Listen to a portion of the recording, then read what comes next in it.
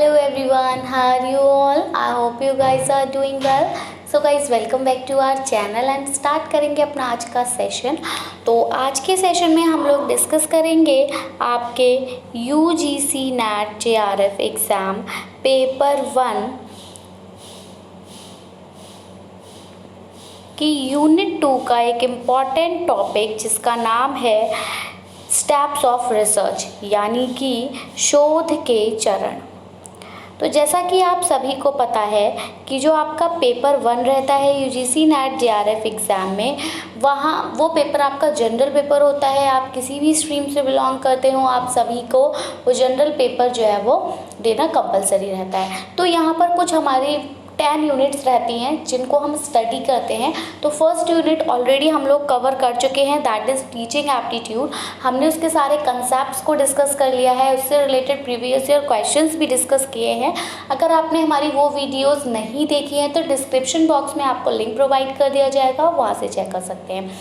इसके अलावा आज हम लोग यूनिट 2 रिसर्च, इसमें रिसर्च में हम रिसर्च के स्टेप्स यानी शोध के चरण को डिस्कस करेंगे। ऑलरेडी हम लोग डिस्कस कर चुके हैं रिसर्च में कि रिसर्च होता क्या है, रिसर्च की कैरेक्टरिस्टिक्स क्या होती हैं।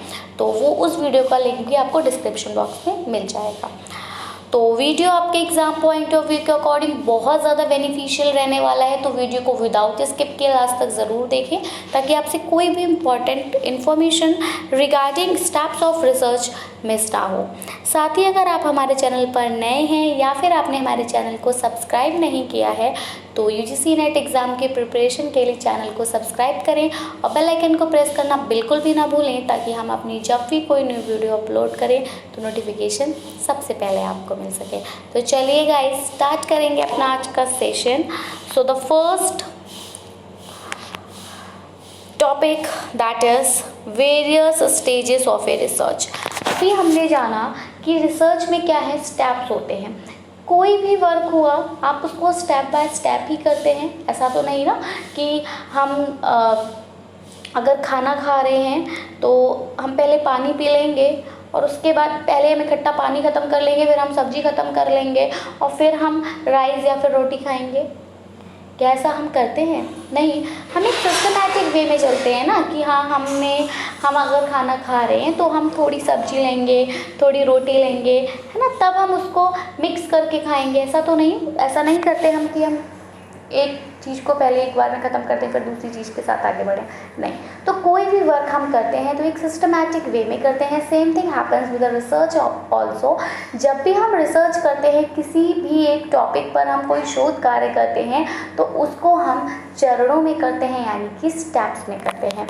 तो यहाँ पर जब हम रिसर्च कर रहे होते हैं तो रिसर्च की वेरियस अलग अलग स्टेजेस होती हैं। हम अलग अलग स्टेजेस पर जो है वो अपनी रिसर्च को कंटिन्यू करते हैं।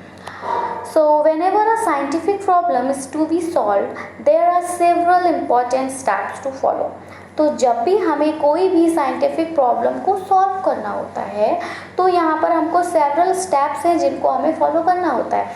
साइंटिफिक प्रॉब्लम मीन्स लाइक हमने बोला कि वाटर की क्वालिटी जो है वो बहुत ज़्यादा कैसी होती जा रही है, बहुत ज़्यादा पोल्यूटेड होता जा रहा है वाटर। ठीक है, तो क्यों हो रहा है वाटर पोल्यूटेड, क्या रीज़न है वाटर के पोल्यूशन का? जैसे अभी हमारी काफ़ी सारी रिसर्चेस हुई हैं रिवर्स वगैरह पे। अगर आप बरेली से बिलोंग करते हैं तो हमारे यहाँ पर रामगंगा रिवर है। ठीक है, तो ये जो रामगंगा रिवर है इसके वाटर पर रिसर्च हुई थी कि क्या स्टेटस है रिवर रामगंगा के वाटर का। तो वहाँ पर पाया गया कि कुछ जो पैरामीटर्स हैं हमारे वो आपके अकॉर्डिंग टू दी लिमिट है। ठीक है, BIS के अकॉर्डिंग जो भी लिमिट प्रोवाइड की जाती है उसके अकॉर्डिंग है, WHO के अकॉर्डिंग है। बट कुछ हमारे पैरामीटर्स ऐसे हैं जो आउट ऑफ द लिमिट है। ठीक है, तो एक कंसर्न का एक जो सब्जेक्ट ऑफ कंसर्न है कि ऐसा क्यों है। तो ऐसा क्यों है इसका ही पता लगाना जो है वो एक रिसर्च है कि ऐसा क्यों है। कि अगर हम बात करें वाटर की टर्बिडिटी की तो वाटर की टर्बिडिटी क्यों इंक्रीज़ कर रही है, क्यों वाटर में एल्कलिनिटी हमको देखने को मिल रही है, इसके रीज़न क्या है। तो वेरियस रीज़न हो सकते हैं कि आपका इंडस्ट्रियलाइजेशन हो रहा है, या फिर जो आपका अर्बनाइजेशन है वहाँ से आपके सीवेज वाटर डिस्चार्ज हो रहा है, या कोई अदर काफ़ी सारी हमारी एक्टिविटीज़ हैं जिसके थ्रू वाटर डिसइंफेक्ट हो रहा है, वाटर पोल्यूटेड हो रहा है। तो वही किसी भी एक साइंटिफिक प्रॉब्लम को अगर सॉल्व किया जा रहा है तो उसमें हमें सेवरल स्टेप्स को फॉलो करना होता है। तो the problem must be stated clearly including any simplifying assumptions. Problem को क्या करना है आपको, जैसे हमने अभी बताया था कि वाटर की, अगर हम वाटर पर रिसर्च कर रहे हैं तो हमें पहले तो प्रॉब्लम को पूरी तरह से समझना होगा कि प्रॉब्लम बेसिकली है कहाँ, पैरामीटर्स इंक्रीज कर रहे हैं तो क्यों कर रहे हैं, ठीक है। तो प्रॉब्लम को स्टेट करना है क्लियरली, जिसमें आपके सिंप्लीफाइंग अजम्पशंस आएंगे। Then develop a mathematical statement of the problem. और फिर आपको क्या करना है, प्रॉब्लम का जो भी समस्या है उसका आपको मैथमेटिकल स्टेटमेंट डेवलप करना है। तो मैथमेटिकल स्टेटमेंट भी हम लोग डेवलप करते हैं ड्यूरिंग रिसर्च जब आप कर रहे होते हैं, तो जैसे कि फॉर्मूलाज आप यूज़ करते हैं ना to find out the exact limit, है ना। तो यहाँ पर वही है। फिर है आपका दिस प्रोसेस में involve the use of one और मोर मैथमेटिकल प्रोसीजर।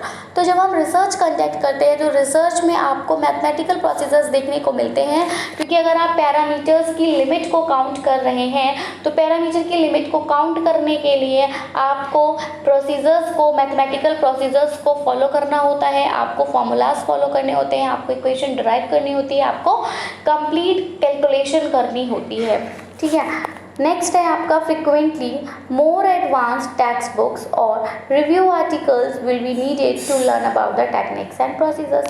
अब टेक्निक्स क्या है, प्रोसीजर्स क्या है, इनके बारे में जानने के लिए हमको काफ़ी सारी एडवांस टेक्स्ट बुक्स पढ़नी पड़ती हैं, कुछ आर्टिकल्स हम लोग स्टडी करते हैं। जैसे कि अगर आपको रिवर रामगंगा पे आप रिसर्च कर रहे हो तो आपको काफ़ी सारे आर्टिकल्स होंगे related to river Ramganga, research papers होंगे, तो उन सबको आपको स्टडी करना होगा ताकि आप उसका स्टेटस जान सकें कि अगर 2022 में रिसर्च हुई थी उस टाइम पर रिवर रामगंगा का स्टेटस क्या था, 2023 में हुई है उस टाइम पर क्या था।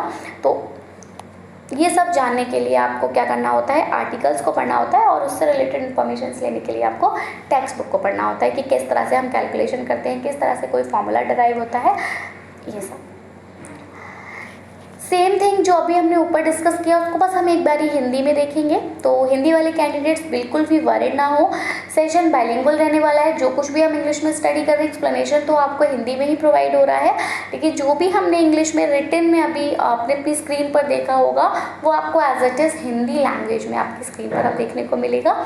तो आप वीडियो के साथ बने रहें। तो एक शोध के विभिन्न चरण होते हैं, अलग अलग चरण हैं। तो क्या क्या है आइए जानेंगे। तो जब भी किसी वैज्ञानिक समस्या का समाधान करना हो तो कई महत्वपूर्ण चरणों का पालन करना होता है। समस्या को किसी भी सरलीकृत धारणा सहित स्पष्ट रूप से बताया जाना चाहिए। फिर समस्या का गणितीय विवरण विकसित करना चाहिए, और इसी प्रक्रिया में एक या अधिक गणितीय प्रक्रियाओं का उपयोग शामिल होता है। तकनीकों और प्रक्रियाओं के बारे में जानने के लिए अक्सर अधिक उन्नत पाठ्यपुस्तकों या समीक्षा लेखों की आवश्यकता होती है। Next, the results have to be interpreted to arrive at a decision. अब हमने इतना सारा मतलब मैथमेटिकल कैलकुलेशंस वगैरह सब कर लिया, तो अब क्या करना होता है हमको, अब हमें जो रिजल्ट आता है, ठीक है, हमने रिजल्ट देखा, हमने देखा कि हाँ हमने जो टर्बिडिटी कैलकुलेट की थी तो हमारी जो टर्बिडिटी है वो मैक्सिमम जो लिमिट है according to WHO, according to BIS उसको क्रॉस कर रहा है या फिर परमिसिबल लिमिट में है, तो हमें उस रिज़ल्ट को इंटरप्रीट करना होता है। मतलब एक आप टेबल ड्रॉ करते हो, उस टेबल को आप शो करते हो और उस टेबल में क्या क्या बोला गया है, जो लिमिट्स आपने टेबल में मेंशन की हैं वो परमिसिबल हैं या फिर out of the permissible limit है, तो वो सब आप उसको रिटन में मेंशन करते हो। तो रिजल्ट्स आपको इंटरप्रीट करना होता है, ठीक है, जब आप डिसीजन पर पहुँच जाते हैं तब। तो this will require experience and an understanding of the situation in which the problem is embedded. तो वही है, जब ये आप रिसर्च कर रहे होते हैं तो इसके लिए आपको ज़रूरत होती है एक्सपीरियंस की। बिल्कुल आप एक्सपीरियंस होने चाहिए, क्योंकि फ्रेशर कैंडिडेट होगा तो उसकी रिसर्च जो है वो ऑथेंटिक नहीं होगी, एग्जैक्ट नहीं होगी, कहीं ना कहीं वो लैग कर जाएगा एंड समहाउ कहीं ना कहीं उसको थोड़ी बहुत प्रॉब्लम्स का थोड़ी बहुत डिफ़िकल्टीज ज़रूर देखने को मिलेंगी। कहीं कैलकुलेशन में प्रॉब्लम हो जाएगी, कहीं आप एक्सपेरिमेंट कंडक्ट कर रहे हैं वहाँ प्रॉब्लम हो जाएगी। जैसे कि अगर आप मान लीजिए कि आप वाटर पर ही रिसर्च कर रहे हैं और वाटर जो भी सैंपल आप लेकर आए हैं उस सैंपल में आप फॉस्फोरस कंटेंट का पता लगा रहे हैं। तो जैसे होता है ना कि फॉस्फोरस कंटेंट का जब आप पता लगाते हैं तो आपके पास जो वाटर जो सैंपल होता है उस सैंपल का कलर थोड़ा सा पर्पलिश टाइप आता है। और कब तो आप पर्पलिश आता है, फिर पर्पलिश टू ग्रीन होता है आप जब उसका टाइट्रेशन करते हैं तो लाइट ग्रीन, जो लेमन ग्रीन सा कलर होता है, इस टाइप का कलर अपीयर होता है। और कहीं आप क्या करते हैं, आप पूरा procedure as it is conduct करते हैं, बट क्या होता है आपका जो कलर होता है वो नहीं आ रहा होता है। ठीक है, पिंकिश कलर तक आप ये पर्पलिश कलर तक आप पहुंच गए होते हैं, बट पर्पलिश कलर के बाद जब आप टाइट्रेशन करते हो तब आपका जो कलर है वो आप बता रहे हो कि लेमन ग्रीन तक, मतलब ग्रीन कलर में पहुंचना है, वहाँ वो कलर ट्रांसफॉर्म नहीं हो रहा है। तो कहीं ना कहीं आपसे मिस्टेक हो गई। और ये मिस्टेक क्यों हुई? Just because you are fresher. अगर आप एक्सपीरियंस्ड होते आप पकड़ लेते कि आपको कितना कितना अमाउंट किस किस केमिकल का यूज़ करना था, और कहीं ना कहीं केमिकल्स यूज़ करने में ही थोड़ी सी मिस्टेक हो जाती है, जिस वजह से हमारा जो रिजल्ट है वो कम्प्लीटली चेंज हो जाता है।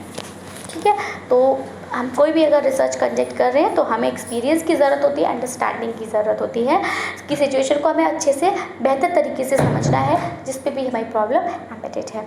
क्लियर है यहाँ तक? चलिए आगे बढ़ेंगे।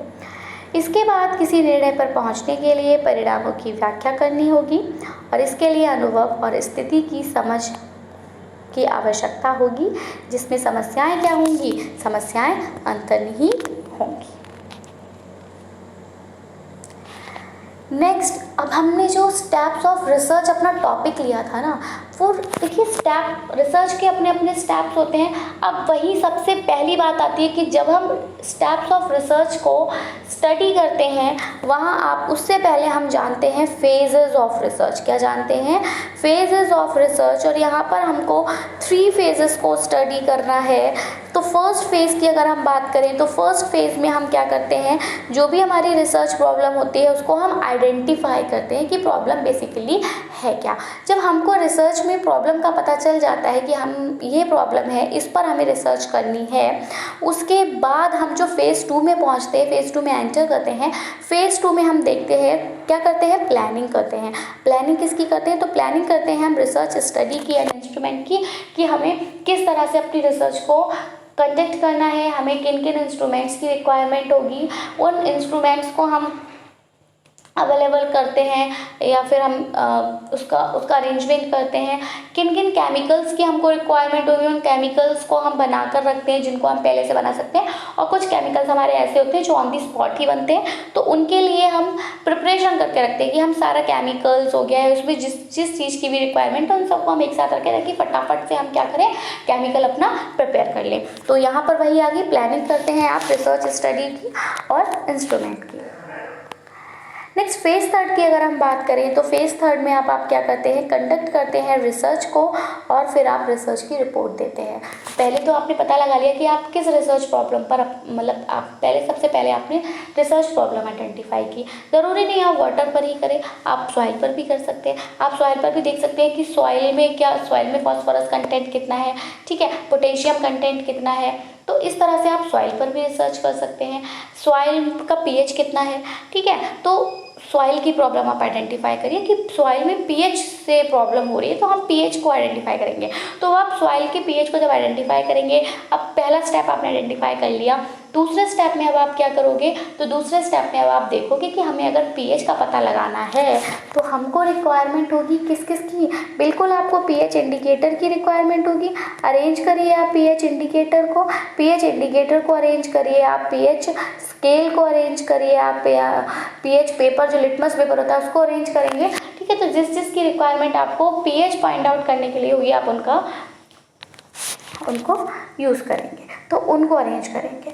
जब वो सब आपका अरेंज हो जाएगा, फिर 3rd फेज़ में आप अपनी रिसर्च को, अपने एक्सपेरिमेंट को कंडक्ट करेंगे और उसके बाद आप एक रिसर्च रिपोर्ट तैयार करेंगे कि जो आप सॉइल पे आप रिसर्च कर रहे थे उस सॉइल का पीएच कितना गया, 7 था, 6.5 था, और फिर आप उसका अच्छा पीएच कितना था ये आपको पता कैसे लगेगा?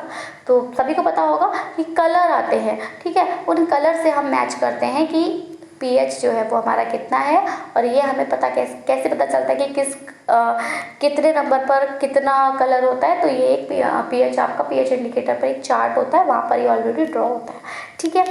तो ये रहे हमारे फेज, इस तरह से हम रिसर्च को कंटिन्यू करते हैं। फेज हिंदी में भी देखेंगे। चरण 1 में हम अनुसंधान समस्या की पहचान करते हैं। चरण 2 में हम अनुसंधान अध्ययन और उपकरण के लिए योजना बनाते हैं, और चरण 3 में हम अनुसंधान और अनुसंधान रिपोर्ट का संचालन करते हैं। चलिए अब आगे हम देखेंगे steps in research process. Research process में कौन कौन से स्टेप्स होते हैं? तो जो पहला स्टेप आता है वो क्या होता है? उसमें हम फॉर्मुलेट करते हैं रिसर्च प्रॉब्लम को, including extensive literature review. Research problem को हम यहाँ पर फॉर्मुलेट करते हैं, इसमें हम रिसर्च लिटरेचर रखते हैं और रिव्यू रखते हैं।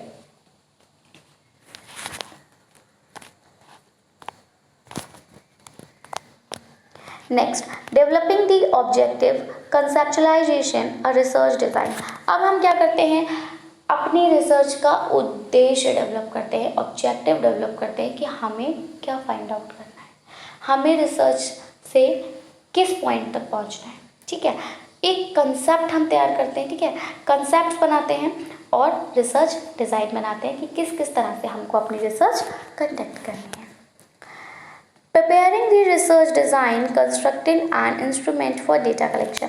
डेटा कलेक्ट करना है, तो आप रिसर्च कर रहे हो, मैंने भी बोला ना कि आप रिसर्च कर रहे हो, मान लीजिए आप सॉइल पे रिसर्च कर रहे हैं, आप वाटर पर रिसर्च कर रहे हैं, आप एयर क्वालिटी पर रिसर्च कर रहे हैं, तो उससे पहले आपको वहाँ का डेटा कलेक्ट करना होगा प्रीवियस रिसर्चेस का, कि प्रीवियस में जो वहाँ का जो रिसर्चेस हुई थी उसका स्टेटस क्या था, ठीक है। तो वो भी आप कलेक्ट करते हो, उसके अकॉर्डिंग आप अपनी रिसर्च को आगे कंटिन्यू करते हैं। सिलेक्टिंग अ सैम्पलिंग डिज़ाइन, बिल्कुल सैम्पलिंग डिज़ाइन भी तो सिलेक्ट करेंगे कि किस जगह से आपको सैंपल लेना है, किस एरिया से आपको सैंपल लेना है। आपको अगर सॉइल का सैंपल लेना है तो आपको इंडस्ट्रियल लैंड से लेना है, आपको एग्रीकल्चर लैंड से लेना है, किस जगह से आपको सैंपल लेना है। फिर सैंपल लेने के बाद आप रिसर्च प्रपोजल लिखते हैं, है ना। Research proposal in the sense कि आप लिखते हैं कि हम इस टॉपिक पर रिसर्च कर रहे हैं, हमने यहाँ का सैंपल लिया है और हम इस सैंपल में क्या क्या फाइंड आउट हमको करना है, ठीक है। फिर आप डेटा को कलेक्ट करते हैं। अब आप वहाँ पे डेटा कलेक्ट करते हैं कि अगर मान लीजिए मैं आपको एक बहुत जेन्युइन सा एग्जांपल दे रही हूँ, जैसे हम लोगों ने जो आपका बाकरगंज का एरिया है बरेली में, वहाँ के हमने सॉइल पर रिसर्च किया था। तो बाकरगंज एरिया की सॉइल पर रिसर्च किया था। कहा जाता है कि बाकरगंज एरिया जो है थोड़ा पोल्यूटेड एरिया है, क्योंकि वहाँ पर इंडस्ट्रीज़ वगैरह थोड़ा वर्क होता है, ठीक है। तो बाकरगंज एरिया की जो सॉइल थी उस पर जो कुछ पहले हमने अपना कंडक्ट किया, इससे पहले भी वहाँ पर रिसर्चेस हुई होंगी।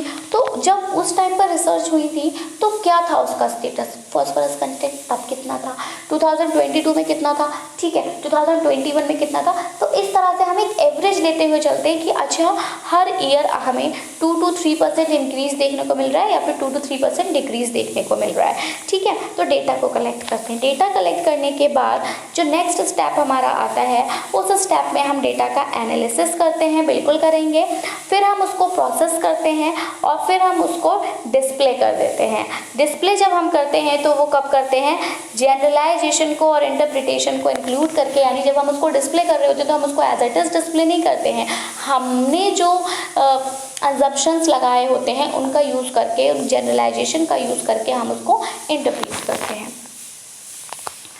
Preparation of the report or presentation of results, formal write-ups of conclusions reached।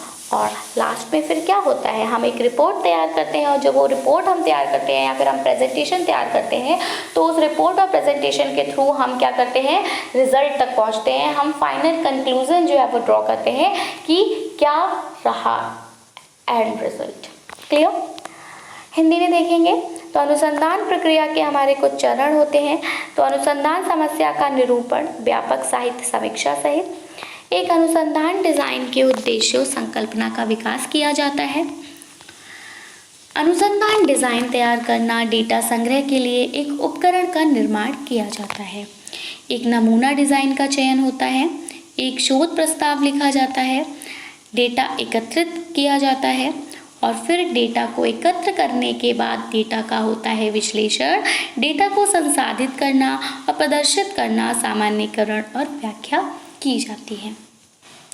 Last में जो फाइनल स्टेप होता है आपका, लास्ट स्टेप, उस स्टेप में आप करते हैं एक रिपोर्ट को प्रिपेयर, यानी रिपोर्ट तैयार करते हैं और परिणामों की प्रस्तुति, निष्कर्षों का औपचारिक लेखन करते हैं। Now various steps involve in research process. अभी हमने स्टेप्स तो देखे थे, बट हमने अभी जो स्टेप्स देखे थे वो जस्ट पॉइंट टू पॉइंट देखे थे, उनको हम थोड़ा डिटेल में स्टडी करेंगे। तो रिसर्च प्रोसेस हमारी सीरीज से कंसिस्ट होती है, जिसमें आपके स्टेप्स आते हैं, एक्शंस आते हैं, जिसकी रिक्वायरमेंट रहती है इफ़ेक्टिव रिसर्च को कंडक्ट करने के लिए। तो कुछ हमारे स्टेप्स हैं जो कि आपको यूज़फुल लगेंगे, ठीक है। वो कुछ हमें यूज़फुल प्रोसीजरल गाइडलाइंस प्रोवाइड करते हैं रिसर्च को कंडक्ट करने के रिलेटेड या रिगार्डिंग।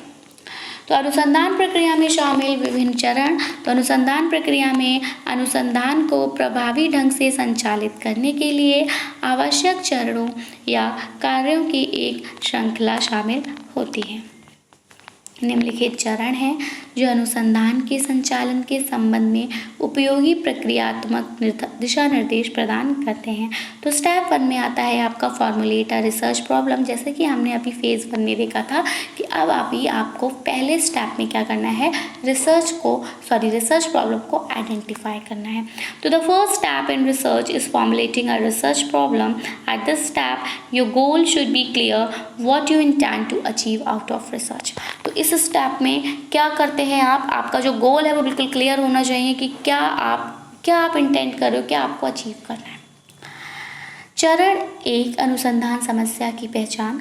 तो चरण 1 एक शोध समस्या तैयार करें। शोध में पहला कदम एक शोध समस्या तैयार करना होता है और इस चरण में आपका लक्ष्य बिल्कुल स्पष्ट होना चाहिए कि आप शोध से क्या हासिल करना चाहते हैं। It's the most crucial step in the research process. और ये रिसर्च प्रोसेस में बहुत ज़्यादा क्रूशियल स्टेप होता है आपका। ये शोध प्रक्रिया का सबसे महत्वपूर्ण चरण है। इसमें एक मेन फंक्शन भी होता है, ठीक है। तो the main function is to decide, जो मेन कार्य होता है, जो मेन फंक्शन होता है रिसर्च का, वो ये डिसाइड करना होता है what you want to find out about. क्या आप पता लगाना चाहते हैं, किसके बारे में आप पता लगाना चाहते हो। The way you formulate a problem determines almost every step that follows. वो तरीका जिससे आप किसी भी एक प्रॉब्लम को फॉर्मुलेट करते हो वो डिटरमाइन करता है ऑलमोस्ट सारे स्टेप जो कि आप फॉलो कर रहे होते हैं। तो मुख्य कार्य यह तय करना है कि आप किस बारे में जानना चाहते हैं और जिस तरह से आप किसी समस्या को तैयार करते हैं वह उसके बाद आने वाले लगभग हर चरण को निर्धारित करता है। All steps in the research process will be influenced by research problem identification. जितने भी हमारे अदर स्टेप्स रहते हैं रिसर्च प्रोसेस पे उनको इन्फ्लुएंस होते हैं रिसर्च प्रॉब्लम आइडेंटिफिकेशन के द्वारा। अनुसंधान प्रक्रिया के अन्य सभी चरण अनुसंधान समस्या की पहचान से प्रभावित होंगे। So it's extremely important that you consider the time, cost, expertise you have in the field of research you have chosen. इसलिए यह अत्यंत महत्वपूर्ण है कि आप अपने द्वारा चुने गए शोध के क्षेत्र में लगन वाले समय, लागत, विशेषज्ञता पर क्या करें, विचार करें। Next, the process of reviewing the literature helps you to understand the subject better and thus helps you to conceptualize your research problem clearly and precisely. तो वो प्रोसेस या वो प्रक्रिया जिससे कि आप लिटरेचर को रिव्यू करते हैं। लिटरेचर रिव्यू मैं आपको काफ़ी बार बता भी चुकी हूँ कि क्या होता है कि जो भी आप रिसर्च कर रहे होते हैं उससे रिलेटेड जितनी भी रिसर्च कंडक्ट हुई होती है, जैसे मैंने अभी बोला कि रिवर रामगंगा पे अगर आप रिसर्च कर रहे हो तो रिवर्स पर not only the Ramganga one, Ganga river हो गई, आपकी यमुना रिवर हो गई, देयर आर मेनी रिवर्स, तो जितनी भी रिवर्स पर आपकी रिसर्च कंडक्ट हुई होती है आप उन सारी रिसर्चेस को लिखते हैं, ठीक है, सारे रिसर्चेस का कंक्लूजन लिखते हैं, समरी लिखते हैं, फिर इंट्रोडक्शन लिखते हैं, समहाउ उसको रिव्यू लिखते हैं, मतलब कंप्लीट रिसर्च पेपर का रिव्यू आप लिखते हैं शॉर्ट में, तो वो आपका रिव्यू ऑफ द लिटरेचर कहलाता है। तो वो जो प्रोसेस होती है जिसमें कि आप सारे लिटरेचर को रिव्यू कर रहे होते हैं, वो आपको हेल्प करती है ताकि आप सब्जेक्ट को बेहतर तरीके से समझ पाएँ। क्योंकि हम अगर रामगंगा पर अपना रिसर्च कंडक्ट कर रहे हैं तो हमने गंगा रिवर पर भी देखा कि किस तरह से रिसर्च हुई थी। अच्छा, गंगा रिवर पे हमें किन किन पैरामीटर्स में चेंजेस देखने को मिले थे, कौन से पैरामीटर्स हमारे परमिसिबल लिमिट में थे, ये हमने जाना। मान लीजिए किसी अदर रिवर पर भी रिसर्च हुई, हमने उसको भी स्टडी किया। तो इस तरह से हम एक माइंडसेट तैयार करते हैं कि अच्छा बीओडी है, सीओडी है, तो ये हमको मोस्टली कह सकते हैं कि आसपास ही मिलेगी परमिसिबल लिमिट के, बहुत ज़्यादा हाई या बहुत ज़्यादा लो नहीं होगी। तो ये आइडिया थोड़ा सा हमें लग जाता है किसके थ्रू, ये रिव्यू ऑफ दी लिटरेचर के थ्रू, या फिर किस तरह से हमें अपनी कैलकुलेशन करनी है, किस तरह से हमको अपनी रिसर्च जो है वो आगे कंटिन्यू करनी है। And this helps you to conceptualize your research problem clearly and precisely. तो साहित्य की समीक्षा करने की प्रक्रिया आपको विषय क्षेत्र को बेहतर ढंग से समझने में मदद करती है और इस प्रकार आपको अपनी शोध समस्या को स्पष्ट और सटीक रूप से समझने में मदद करती है। It also helps you to understand the relationship between your research problem and the body of knowledge in the area. तो ये आपकी शोध समस्या और क्षेत्र में ज्ञान के भंडार के बीच संबंध को समझने में भी आपकी मदद करता है। Sometimes you should also consider your guide, supervisor, expertise knowledge. बिल्कुल, कभी कभी आपको अपने गाइड की, अपने सुपरवाइज़र की रिक्वायरमेंट होती है। जैसे कि आप पीएचडी डिग्री अपना कंटिन्यू कर रहे होते हैं, तो उस टाइम पर भी आप किसी भी एक प्रोफेसर के सुपरविजन में अपनी रिसर्च को कंटिन्यू करते हैं या कंडक्ट करते हैं। तो यहाँ पर वही बोला है कि कभी कभी आपको सुपरवाइज़र की ज़रूरत पड़ती है। कभी कभी आपको अपने गाइड, पर्यवेक्षक, विशेषज्ञता ज्ञान पर भी विचार करना होता है या फिर विचार करना चाहिए। So that's all about our session. I hope आपने सेशन को एंजॉय किया होगा। वीडियो आपको पसंद आया हो तो उसको ज़रूर से लाइक करें और अपने फ्रेंड्स में शेयर करें ताकि उनको भी इसका बेनिफिट मिल सके। बाकी अगर आपका कोई भी सजेशन है तो वो हमें आप कमेंट सेक्शन में ज़रूर दें। आप किस तरह की वीडियोस देखना पसंद कर रहे हैं, इससे पहले हमने स्टैटिक जीके का पार्ट कवर किया था, वो आपको हेल्पफुल लगा या नहीं। हम रिसर्च एप्टीट्यूड से ही वीडियो लेकर आए या फिर हम कम्युनिकेशन या फिर अदर किसी भी यूनिट का कंडक्ट करें, तो वो हमें आप कमेंट सेक्शन में बताएंगे। बाकी अगर आपकी कोई भी क्वेरी है रिगार्डिंग द सेशन तो वो भी आप हमसे कमेंट सेक्शन में पूछ सकते हैं। So that's it from my side. मिलेंगे अपनी नई वीडियो के साथ। Till then take care and bye bye. Thanks for watching. Thanks, have a nice day.